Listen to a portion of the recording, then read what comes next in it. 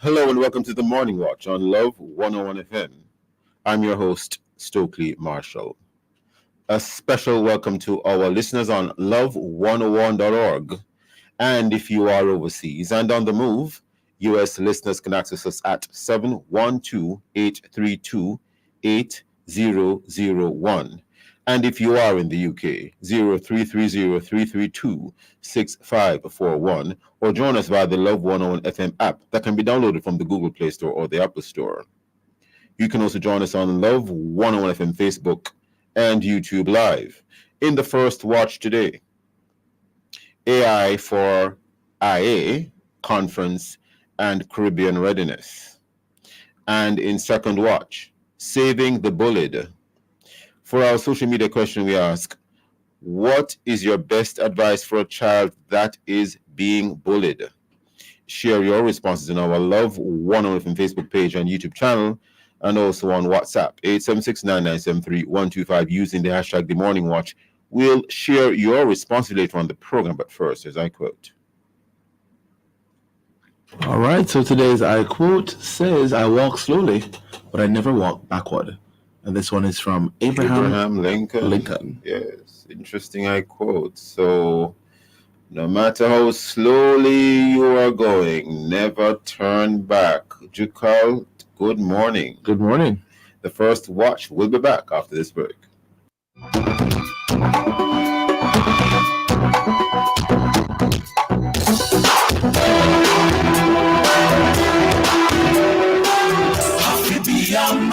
Got to be a man. On the next episode of The Mailbox, Christianity is not a part-time occupation. Those who have accepted the call to salvation is expected to forsake all.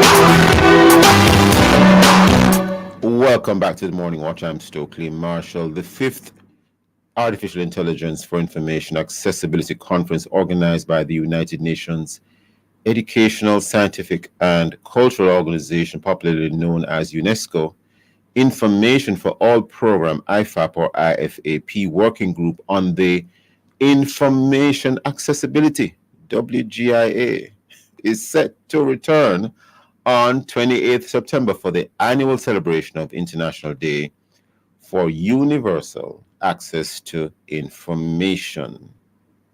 We have as our guests today to discuss this, Andrea Millwood Hargrave.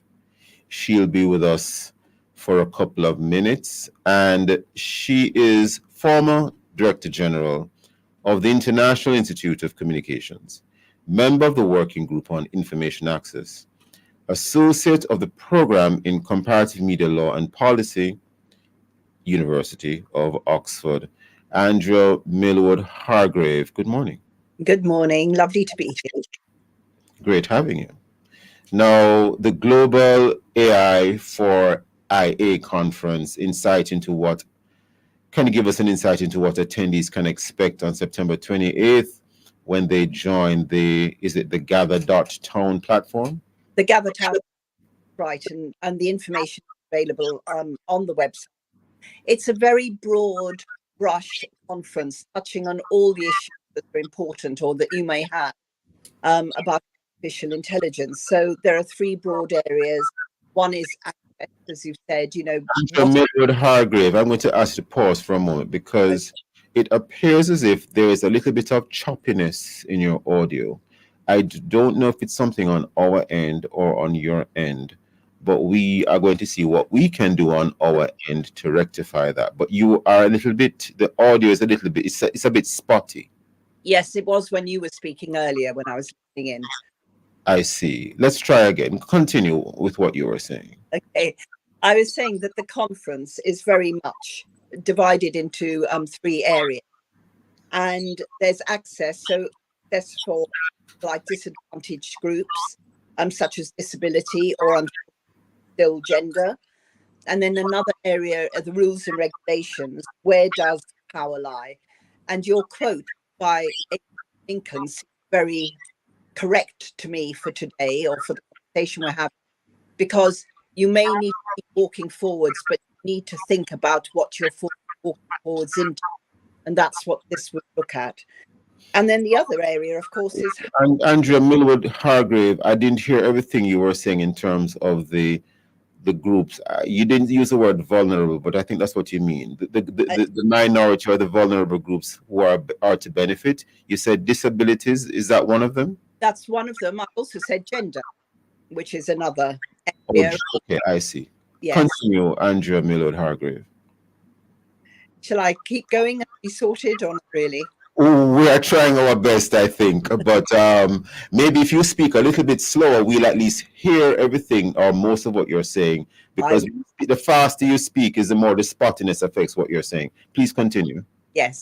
I said that the second area, other than access, is rules and regulations and governance, and that the quote that you started today's show with was very apposite, because you talk about going forwards, or the quote talked about going forwards without stopping, looking backwards. But the stopping is important to think about the consequences of what you are doing. So the conference very much looks at that as well. Okay. And the third area that the conference will consider is how sustainable are the various forms of AI.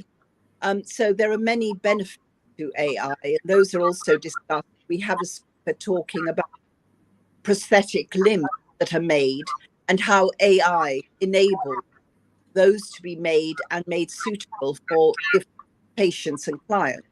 So it's a very broad-ranging conference, but there is also a conversation about the Caribbean AI policy roadmap. There will be an opportunity to come into the satellite event that was held in Jamaica last week, which looks at misinformation and disinformation. So that's a very broad conference looking at a number of areas and issues for the democratic process and citizenry, which we are all part of.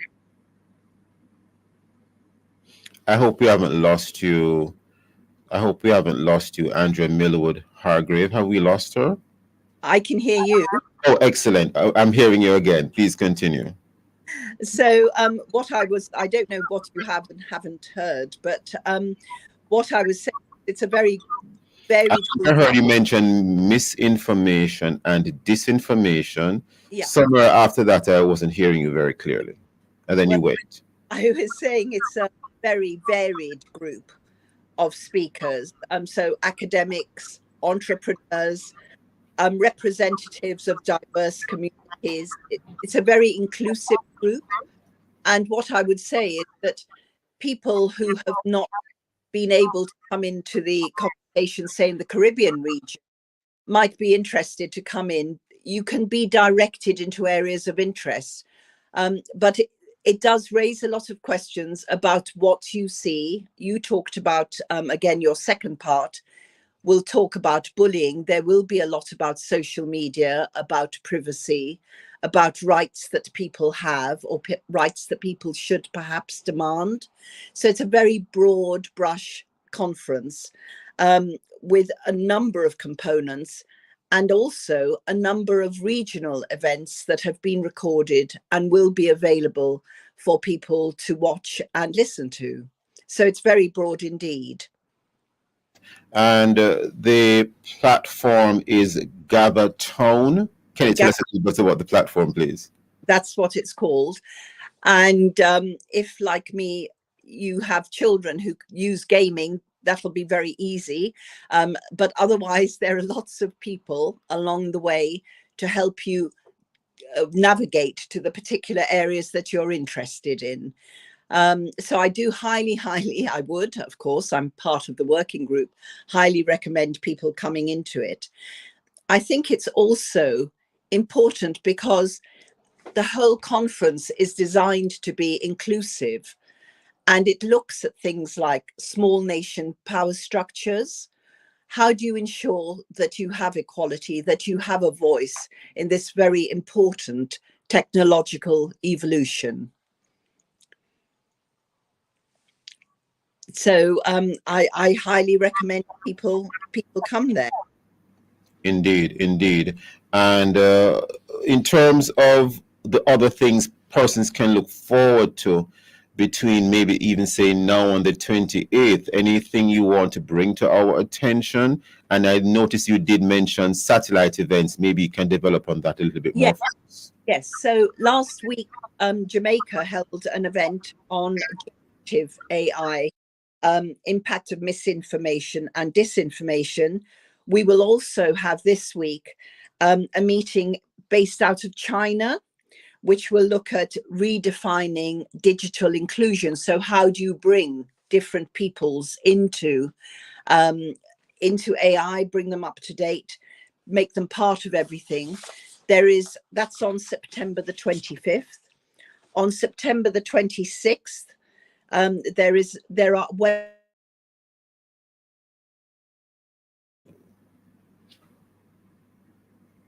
Andrea Millwood Hargraves, I hope we haven't lost you. I think we are not hearing you, but somehow I get the sense that you're still there. Andrea Millwood Hargraves? Apparently, we don't seem to have her on the platform at the moment. We are trying to rectify that urgently. We wanted to get a little bit more information from her in terms of the satellite events leading up to the conference. We're trying to reconnect with her at the moment. I'd also wanted to raise with her the whole matter of smart islands. I took a look at a document in relation to this conference, and I found that pretty interesting because in the Caribbean, of course, we are comprised of quite a number of islands. There are a few exceptions, of course, such as Guyana, but we are, for want of a better word, largely a composite of islands. So I wanted to get a little bit more information from her on that. She indicates that in terms of the conference, persons can join by going to Gather Town. I see where it is spelled GATHER.town, TOWN. Do we have Andrea Millwood Hargraves back on the platform? Hope so. I think you're back with us. Yes, indeed you are. So if you can, in the minute or two we have left with you, perhaps because I gather you have a brief time with us this morning, would you like to indicate to us, if you can, in terms of the area that you are dealing with, smart islands? I saw that referenced in a policy document. Yes. So small nations and really looking at power structures. So there was, of course, the Caribbean AI policy roadmap, which was launched last week, and again will be available. More information will be available on the GatherTown platform during the conference on the 28th. So a number of people are able to come in and make their views known. Importantly, the conference also allows for feedback from people who are participants. So please do join us on GatherTown on the 28th. Time on the morning watch on this program, but before you go, if you want to leave a final word or two with us. AI is coming. AI is here. But you need to understand as well as you can how you can make it work for you and how it can make it work for those around you. I think it's very important that is done. So it's a very important part of the society in which we all live, which is not just global, but is also national. Thank you very much for having me on.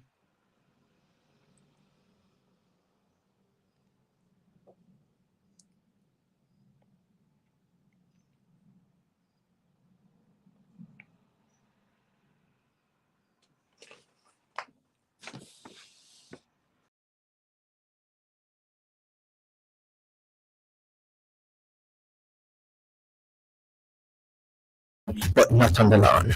Well, I fulfill two dreams with one Jane Bank savings plan. I buy my dream home and I live by my own rules. Stop wishing you could. With your Jane Bank savings, you absolutely can. Jane Bank will help you find a way. Imagine opening a bank account without ever leaving your home. Well, at CIBC Caribbean, we've changed the game. Open a new CIBC savings or checking account completely online using your computer or phone, anywhere, anytime. No need to visit the bank. No waiting in line. Just apply, verify, and sign your documents. All online. It's secure, seamless, and 100% digital. Open your new CIBC account by applying online today. I am so happy for back to school. But wow, getting back to a quiet house comes at a price, right? Flower knows how to easy work for back to school. With a $15,000 gift card to help take care of your back to school expenses and a free school bag. The books aren't going to carry themselves, right? Make back to school easier and sign up for Yard and Road. Get internet at home and mobile on the go for only £5 free recharge plus GCT. Flow Yard and Road makes every day better. Visit our Flow store today. Conditions apply. The report is out. What report? The Constitutional Reform Committee's report of recommendations. Recommendations on what? And how we move from a monarchy to a republic, of course. So what's in it? The creation of the office of president and changes to our parliament. Yes, man. It also includes a new qualification for membership in parliament. I know you want to see that one. Read the full report at roadtorepublic.nlca.gov.jl. We are on the road to republic. It's the third staging of Accelerate Pastors and Leaders Conference, Thursday, October 3.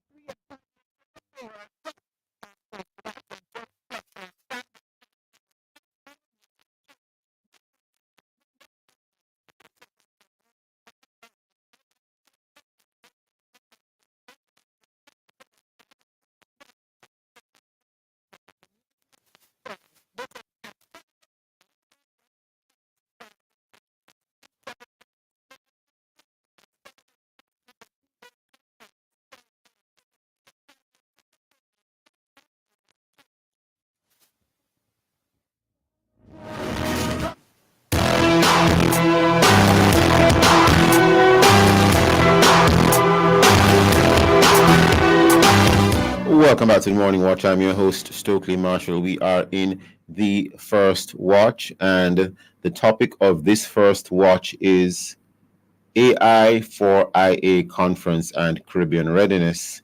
Our guest in the first half of the first watch was Andrea Millwood Hargraves, and in the second watch we have Andrea Davis, co-author, UNESCO Caribbean AI Policy Roadmap. Andrea Davis, do we have you on? Yes, good morning. Great. Now, you are co-author UNESCO Caribbean AI Policy Roadmap, and of course, we're looking at this topic, AI for IA Conference and Caribbean Readiness. Now, we spoke to Andrea Millwood Hargraves in the first segment of this first watch, and she gave a general background of a number of things. Can you drill down for us a little bit more in terms of what is the UNESCO Caribbean AI Policy Roadmap? Okay, well, this initiative actually was first launched in 2021 during the Caribbean AI initiative that was formed, led by the Broadcast Commission of Jamaica and the Caribbean Office for UNESCO. And then UNESCO came back to ask us to update it based on all the changes that have happened, because, of course, this technology is rolling out so fast. It is a very rapidly moving, transformational, and disruptive technology that's really changing the way the world is functioning. So we have updated it, and it has just recently been released and will be available to the public. But part of the reason for updating it as well was to get a wide stakeholder feedback and input into the policy, and so over 1,000 persons and institutions throughout the region were consulted during the process of writing this document. But it sets out a blueprint to encourage and to assist governments in the region and stakeholders in developing smart, responsible, and creative policies that will allow us to harness the potential of this very powerful technology while balancing the risks that come with it. So it's built on 4 pillars: culture and creativity, governance and transformation, upskilling and education, and sustainability and resilience. And with these pillars, the onus is really on us as a community in the Caribbean and as the stakeholders and policymakers to really become very active in this arena, because again, it is moving quickly. It's not that AI is coming, AI is actually here. And the advances in generative AI in particular require that we move quickly to position ourselves to compete and to participate in a digital economy, but also to protect our citizens and our rights, our privacy rights and other rights that potentially could be impacted by this transformation. Tell us a little bit about the risks, because persons are probably a little bit more familiar with what are described as the advantages. We heard about, prosthetic limbs, etc., in the first half of this first watch from Andrea Millwood Hargraves. But in terms of the risks, what are some of those risks? Some persons would, for example, question whether or not they should even go into a particular profession or discipline or business, because within the twinkling of an eye, that particular area might be taken over by AI, and so their human input would not be relevant. Right. Would you like to definitely tell us what some of those risks are? Sure. It's going to definitely be impactful in terms of how we even define work, as well as things like education. Could it be more specific? Could it be as specific as possible for the benefit of those listening? Some of the risks involve mis, mal, and disinformation, which is the use of the technology to create, those categories of information. And we've seen that in action over the last few years. Many of the cases that are highlighted on the internet as well as in the news about the use of this technology to create fake news, to create false narratives, and to create videos even that simulate reality but in fact are not real. So the danger is there in terms of clouding truth and principles of democracy. All of that can be at risk if AI is misused and it is not properly managed and regulated. The biases that come inherent in AI because of the way it has been trained on large language models is also another risk, especially for people of color, as they say. The database has not yet captured enough of our data to be representative, and so there are risks there. Obviously, privacy matters, data privacy, and the ability to protect citizen rights. You see things like the rollout of facial recognition technology and without regulation. So in terms of how the data collected from those processes are being managed and secured. So there are a number of areas in which it's going to be a challenge. Obviously, there is going to be a transition in the job market. A lot of jobs. Some listeners, I was wondering when you'd get to that, because I think some listeners are listening to hear what you're going to say about that. A lot of jobs that are currently what we call redundant tasks are going to be something that is going to be benefiting from the efficiencies that come with AI. And of course, that's going to mean job losses for some. So the key at this point is to begin to upskill and train, get as much training as you can in how to use this tool. Can I ask to stick up in there for a moment? Can I ask to stick up in for a moment there? Not because I think what you're saying isn't relevant, We hear a lot about upskilling, Andrea Davis, but sometimes when you need to upskill, it means paying an additional fee or a new fee to a tertiary level institution. Not everyone has the money to just go and, okay, let me just upskill. Let me just go and find thousands of dollars to upskill. Can you break that down for us a little bit more, please? Well, the fortunate thing in this time is that a lot of educational opportunities are actually online. So it's not even a matter of necessarily enrolling in a bachelor course or a full 4-year program. There are modules. There are software. Even the software platforms themselves have free training that's available online. So it really is for us to be curious, active, and proactive in trying to learn as much as possible. Stick up in there again, not because I'm deliberately trying to disrupt what you're saying, but it is not everyone has equal access to the internet in terms no doubt, and that's a critical issue. Of the amount of data they have on their phone, and some of this training might take some time, in more than just a few minutes, might take a couple of hours. You know, they may not have access to Wi-Fi wherever they are. Understood. So, you know, the training is one thing, but to access it is another.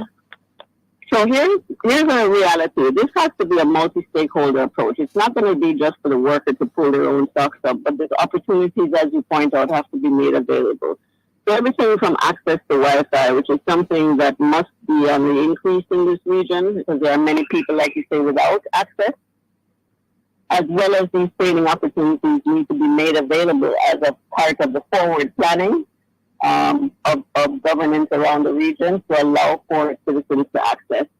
But like I said, one of the key things too is that companies themselves have to begin to invest in allowing and training their staff in how to use AI, even the ones who are there now, so that they can take advantage of the efficiencies that come with this technology.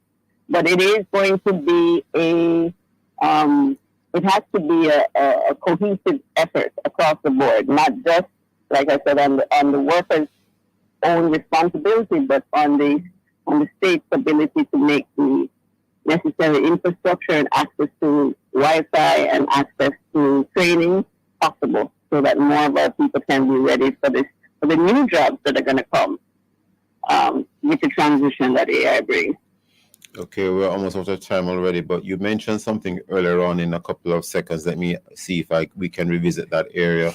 The whole matter of misinformation and disinformation. We hear these terms being used, but what, if you were to define them specifically, what is the difference between, for example, misinformation, according to what you're presenting, and disinformation? Are they one and the same? They are very similar in nature. Basically, it is a falsehood that is being presented as a truth. The layers of it and the texture of it may differ from term to term, but essentially it is presenting an untruth as reality. So everything from the AI generated videos. And how does one, well, apart from an AI generated video per se, but how does one determine truth? Well, it becomes increasingly difficult until you have regulations, for instance, that will require AI-generated information to be titled so that people are aware of it. But it's going to be important for us as people to, with all this information coming at us, to not just grab what you see on the internet first, but to double check, to check sources, to make sure and verify before you share. Because we are all experiencing it online. We're getting all these messages on our phone and in our social media threads that sometimes would lead you to believe that so-and-so has passed. Recently, there was a story a couple of days ago about the passing. It's okay. You don't need to say the name, but I won't. But it's not the first time it has happened. But that kind of repeat misinformation has become increasingly common in the last few years, and those are the kind of examples of where we have to really take a step back when we get this stuff and double check, as it were, validate and ensure that it's credible before we absorb and share. And a troubling one is, what if you are living under Jamaica doesn't fall in this category, but you could be living under a dictatorship, and the dictator puts out information and he or she says, believe what I say, not what others are saying, when maybe what others are saying is the truth. How do you deal with misinformation and disinformation in such a very delicate situation? Yes, again, a very difficult situation. And, this is the age of information, and unlike any other before, we have access to more information in this time than ever before. And so the management of how we process it, access it, and verify it has to be strengthened, and digital literacy has to be a part of how we equip our society to adjust, to identify, and deal with these. Very interesting point upon which we would have to end. Digital literacy. I want to thank you, Ms. Davis, for being with us in this second half of the first watch, and we thank Mrs. Millwood Hargraves for being with us in the first half of this first watch. Very interesting. Thank you. Thank you very much. Thank you. And listeners, please stay with us. We'll be right back at the Morning Watch. Bye-bye. We take back everything possible with a little savings in your hand. The time by Gen Bank is 7:31. Start your day with a delicious range of Lasco cereals. Enjoy cornflakes, choco craze, frosted flakes, or heart-healthy raisin bran. A spoonful of joy with Lasco cereals. me, busy as usual, so I don't have no time for whole heap of paperwork. That's why I downloaded and signed up for my One JN Passport app. It's a whole new level of convenience and access to services within the JN Financial Group. Just a few taps on my smartphone and maps. I can update my personal information, open a JN Bank savings account, and even apply for an unsecured loan. Get it all in one go. Download and sign up now. The One JN Passport app. JN will help you find a way. More savings, more choices.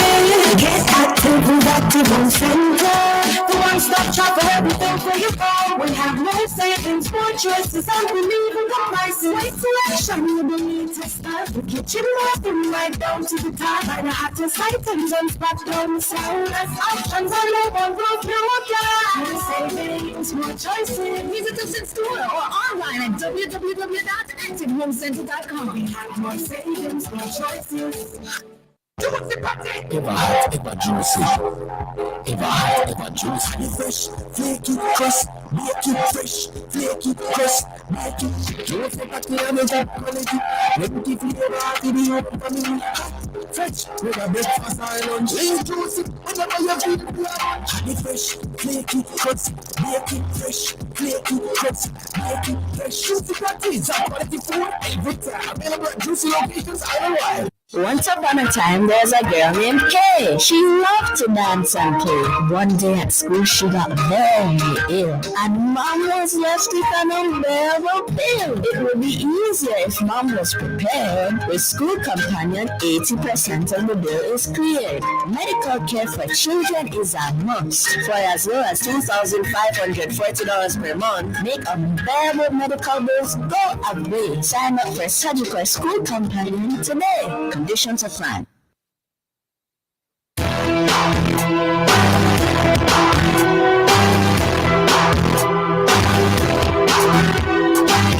Welcome back to the Morning Watch. I'm your host, Stokeley Marshall. Let's take a look now at the newspapers to see what Jamaicans and others are saying and doing.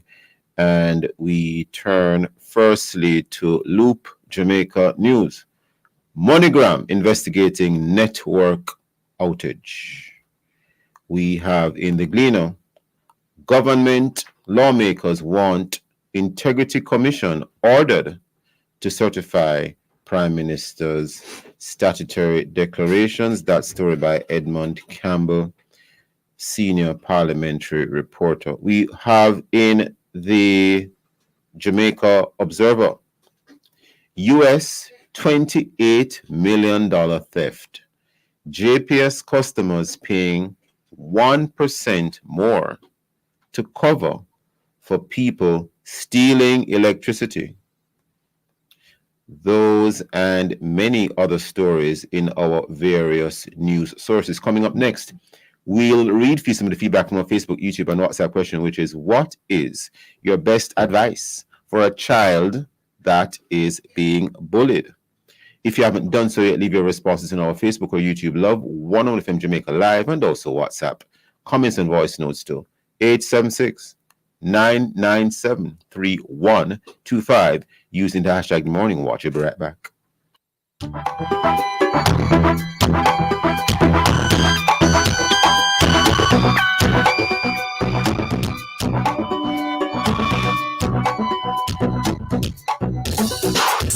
Be a man, got to be a man. On the next episode of The Mailbox, Christianity is not a part-time occupation. Those who have accepted the call to salvation is expected to forsake all that was life for them before that call and devote themselves to obeying and pleasing God. Is it possible for young men to walk and live a holy life in these times? Is embracing purity and God the principles of men a thing of the past? You are invited to join the conversation with John Mark Wigan, youth leader and music minister, on Wednesday, September 25 at 1:30 p.m. on the family station.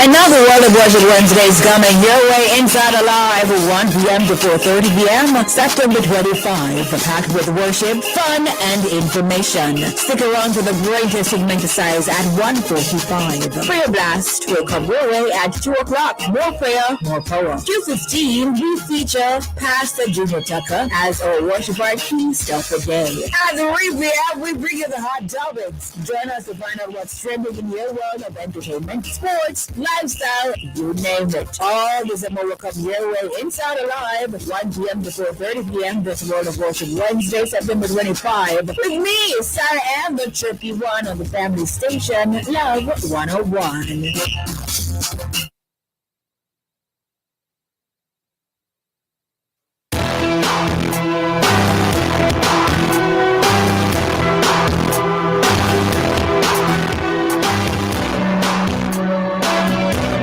Welcome back to the Morning Watch. I'm your host, Stokeley Marshall. Now for your responses to our social media question, which is, what is your best advice for a child that is being bullied? Jakal. All right, so we have a response here, and this one says, from the very first time bullying starts, it should be reported and resolved. Delay is danger. And a fact is that most bullies are cowards. They just try to find persons who are weaker than them to beat upon or use as their allies. Sometimes these bullies are they themselves abused, lack love, lack confidence, and they have some issues and see that is the best way to express themselves, which is through bullying. Interesting. And that is the response so far, I gather. Yes. Well, we move right into the second watch, which is in fact on the very topic of bullying. And we are to have as our guests today, well, certainly from a parent-teacher perspective, we are to have the president on from the National Parent Teachers Association of Jamaica, Stuart Jacobs, I gather. We're trying to connect with him. And, one of the things with this whole subject of bullying is that according to the latest report released by UNICEF, half of the students aged 13 to 15 worldwide, and I'm sure there are other age ranges, but according to the UNICEF report, half of students aged 13 to 15 worldwide, which is around 150 million young people, report having experienced peer-to-peer violence in and around schools. So that would be on the school compound, of course, and perhaps around the school, maybe outside the school gate, on the way home, that sort of thing. Being bullied is, it appears to be, it is reported to be, from all accounts, a pervasive part of a young person's education around the world. And to put that as part of the education, it's almost, it seems almost anachronistic. It shouldn't be there. But anyway, a lot of what goes on in schools, unfortunately, bullies, as it were, intervene to disrupt the education of many children. A UNICEF study also suggests that 9 out of 10 Jamaican children or teenagers face bullies in both at the primary school level and the high school level.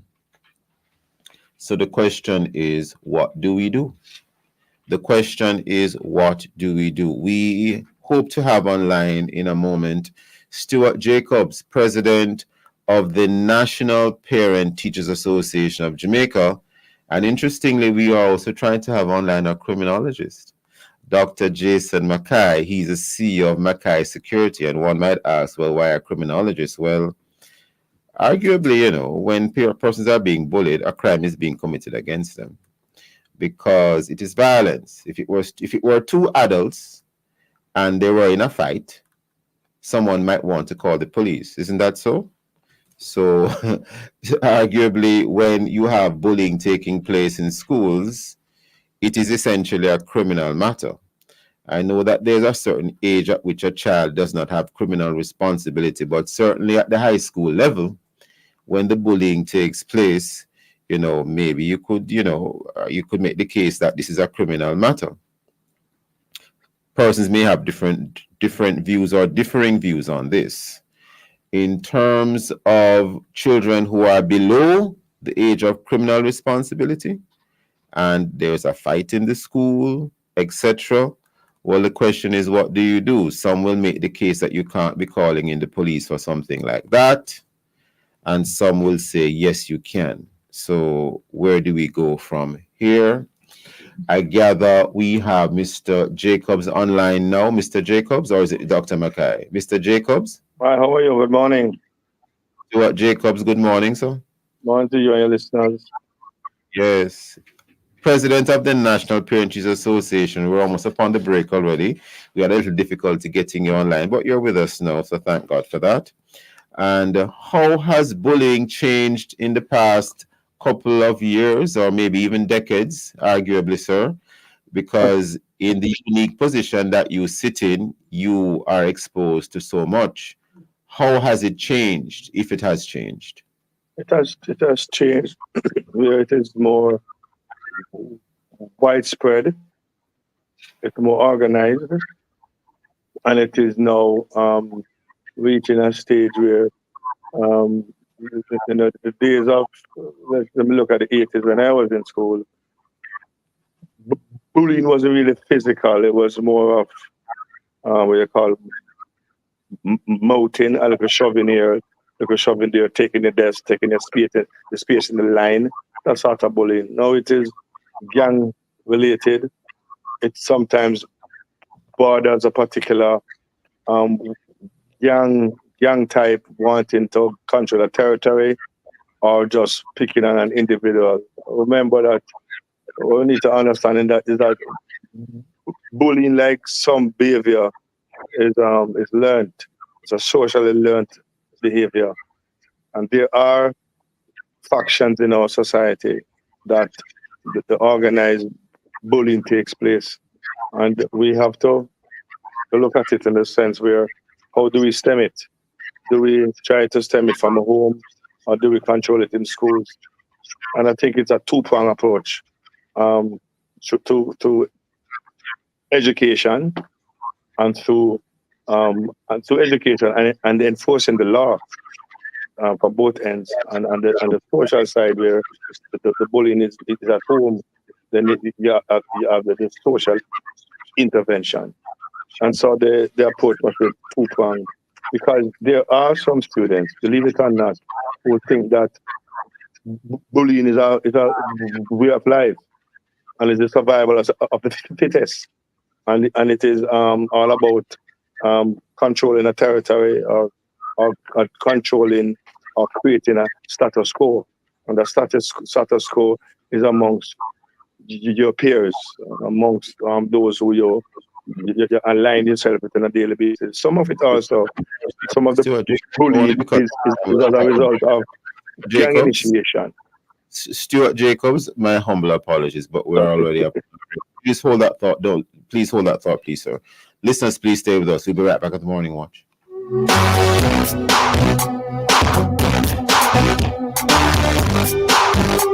Sardine for the chef and the beginner. Follow the pan with pepper. Better the winner. Shop on supermarkets. Everybody sardines, follow the better flavor. The time is 7:46 a.m.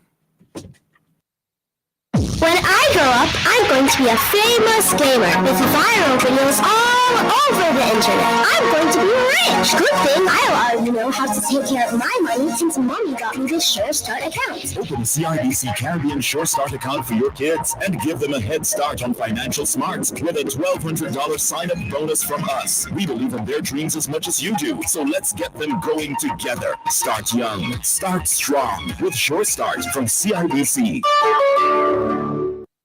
Are you looking to improve your education status or achieve a career goal?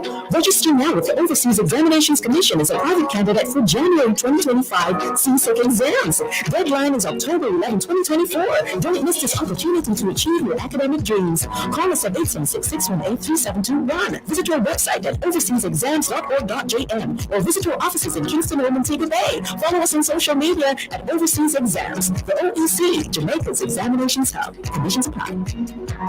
Once upon a time, there was a girl named Kay. She loved to dance and play. One day at school, she got very ill, and Mom was left with an unbearable bill. It would be easier if Mom was prepared. With School Companion, 80% of the bill is cleared. Medical care for children is a must. For as low as $2,540 per month, make unbearable medical bills go away. Sign up for Surgical School Companion today. Conditions apply. Well, if you want buy appliances for your home with the quality high and the price low, get it on a Bashco. Get it on a Bashco. Bashco. Everything with the bed. Bashco. Service guaranteed on a Bashco. Get it on a Bashco. Furniture for your house, and everything for your kitchen, and more at Bashco. The store that gives you more. Bashco. Have to be a man, got to be a man. On the next episode of The Mailbox, Christianity is not a part-time occupation. Those who have accepted the call to salvation is expected to forsake all that was life for them before that call and devote themselves to obeying and pleasing God. Is it possible for young men to walk and live a holy life in these times? Is embracing purity and godly principles of men a thing of the past?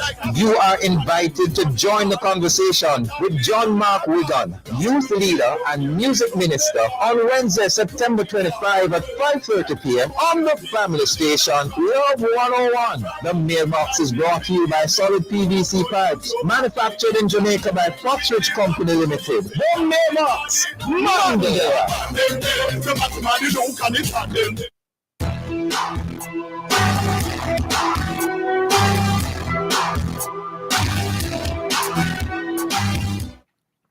Welcome back to the Morning Watch. I'm your host, Stokeley Marshall. We are in the second watch. The topic is Saving the Bullied. Our guests are Stuart Jacobs, President, National Parent Teachers Association of Jamaica, and Dr. Jason Mackay Gather is now joining us, criminologist and CEO of Mackay Security. Good morning, Dr. Mackay. Good morning. Good morning. Thanks for having me. Always a pleasure having you on the program, sir. You always have a number of useful insights to share with us. And Stuart Jacobs, just before the break, sir, you are making you're indicating to us a couple of things. Could you please continue your thought before we bring in Dr. Mackay? Stuart Jacobs. That one of the premise of bullying in school or bullying overall that is being coming to the top now is that the gangs are recruiting from the schools. They're recruiting the young men and women also from within the schools, and a part of the initiation and a part of the behavior, the practice of the behavior begins with bullying to prove a point. To prove that you can control a classroom, or to control somewhere in the canteen, or to control somewhere on the school premises, or to have control over a set of boys or a set of girls. And so that becomes a part of the initiation, the practice, to go into what is considered the wider world and continue this near to criminal activity. So it becomes more institutionalized. So bullying has become institutionalized amongst some of our youngsters in school, and it is something that they are seeing happening in our society as we go along. Another concern here is the rise or the increase of females being a part of this. So you'll find that it used to be very scarce in the female schools. Now it has become at a higher percentage where females are now in all girls schools as well as co-ed schools having the same set of behavior. The question is how to save them. I spoke about it earlier, educating them, sometimes socially taking them out of that environment for them to see and witness and experience a peaceable atmosphere, though destructive and constructive exercises where they learn to live within a commune and they realize that it is tantamount to a criminal activity. And so a lot of it comes from education, because as stated earlier, this is a learned behavior. Some of it is a learned behavior. Some of it is so-called survival, and some of it is to get themselves stripes and stars in a gang on the outside. So to save them is really education and prevention. I think much of it is in fact criminal behavior, at least once they are at the age of criminal responsibility. But that's my opinion. Dr. Jason Mackay, how, as a criminologist, sir, how can the bullied be saved? That's the focus of the discussion today. I know we have sort of gone around and spoken about a couple of other things, but how does one save the bullied? Save the bullied.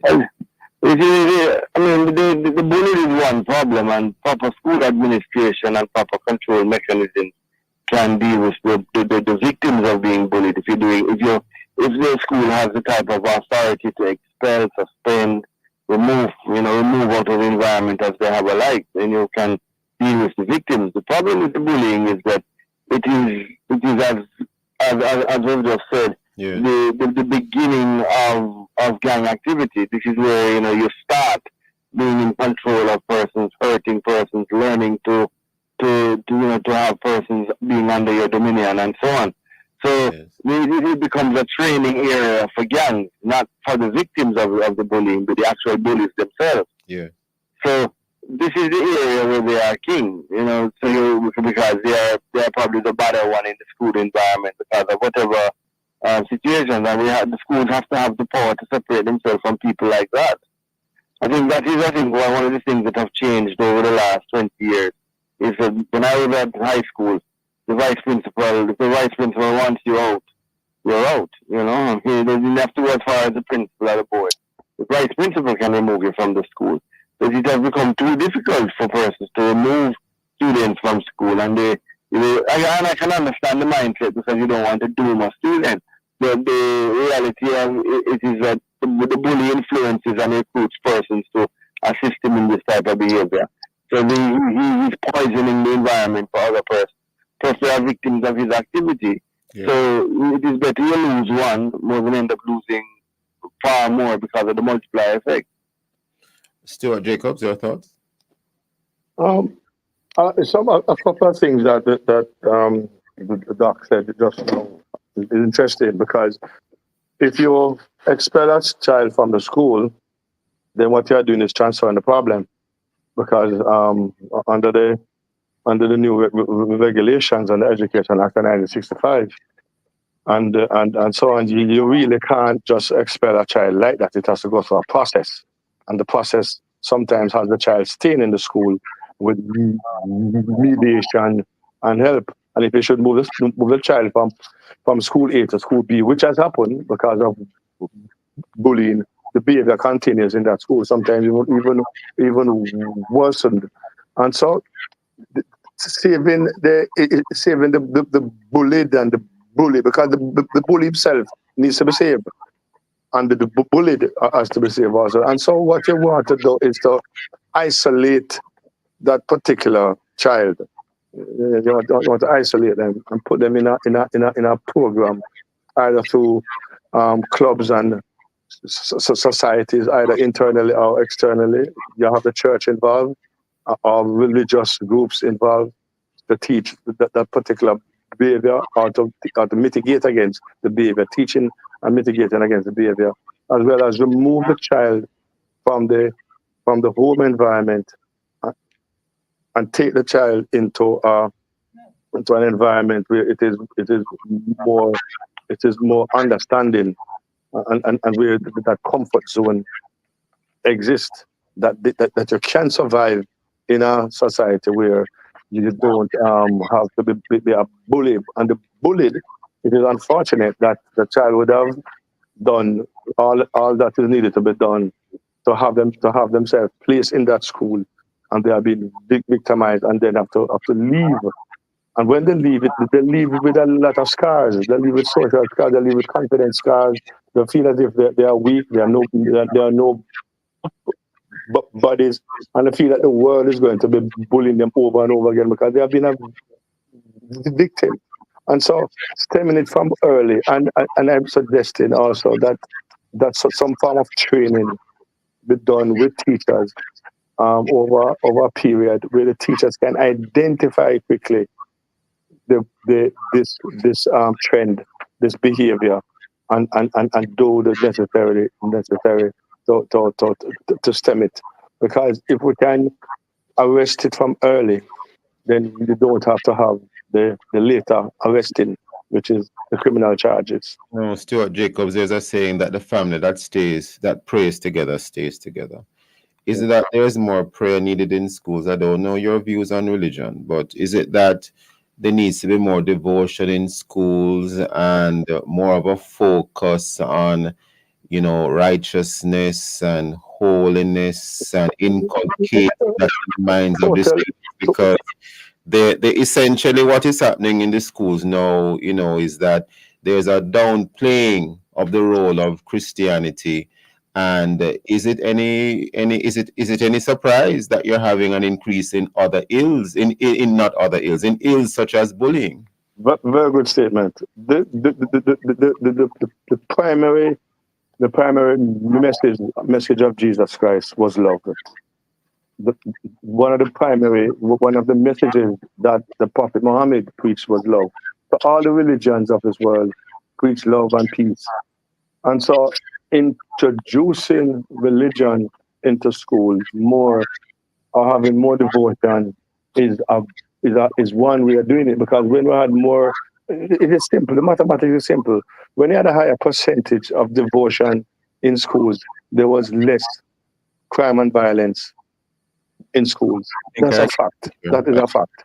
And so it is where do we get a clear understanding that we need to have more devotion in schools. Because you asked me the question, where do I stand religiously? I'm a Catholic Christian, Roman Catholic Christian, and I believe strongly that the world is capable of being totally peaceful if we exercise. For clarity, when I spoke about religion, I was speaking of Christianity, but we're not having that conversation this morning. But Dr. Mackay, we're almost totally out of time. Do we have to have other measures in place, such as more cameras in schools to detect what's going on, sir? All right, well, just quickly look at what Stuart said. My two words come to mind: indoctrination and consequence. The bully has the ability to indoctrinate other persons into his behavior and to create victims. If there is a consequence to his action, you have less bullies being created, and you have less persons' life in school being affected. So I understand to save one. You want to save everybody, but you can't always save. Only because of time, Dr. Mackay, we have to leave it there this morning. We're completely and totally out of time. Stuart Jacobs, the doctor. Of course, always good having you, sir. Dr. Jason Mackay, Stuart Jacobs, thank you both for being with us in the second watch. Very interesting discussion. Thank you, listeners, for being with us. Join us again tomorrow as we look at other topical and controversial issues. Visit the Love 101 FM YouTube channel and Facebook page for this and all other Love 101 FM programs. And of course, now on TikTok at Love 101 FM Jamaica. Listen to Love 101 FM by downloading our Love 101 app and stay connected to us, the family station, the number one gospel station in Jamaica. This has been the Morning Watch. Thanks to our producer Kathy Gale and our guests. I am Stokeley Marshall, handing back to Love in the Morning with Chakal.